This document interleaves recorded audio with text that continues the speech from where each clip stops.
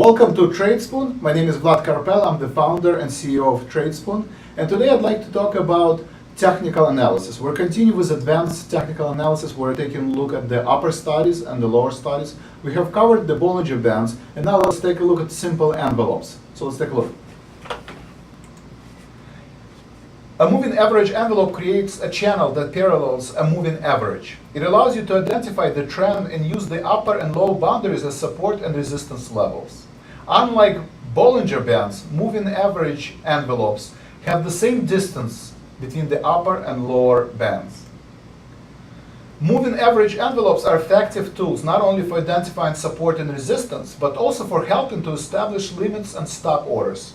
You create a moving average envelopes by plotting a simple moving average, then plotting two additional lines parallel to the moving average, one line above and one line below the moving average.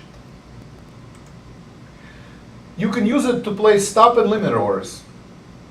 It can be used to identify support and resistance levels, as you can see on your screen. Buy signal when the stock price bounces up off the lower band.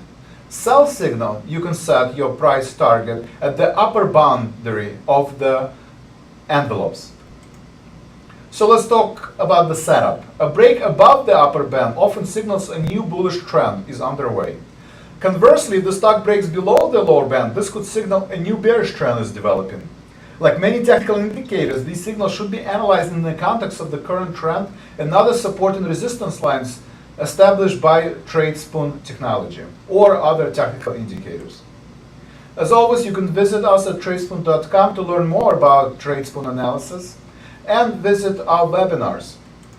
Please follow us on social media where you can find a lot of content on the market and also more information about Tradespoon. Thank you.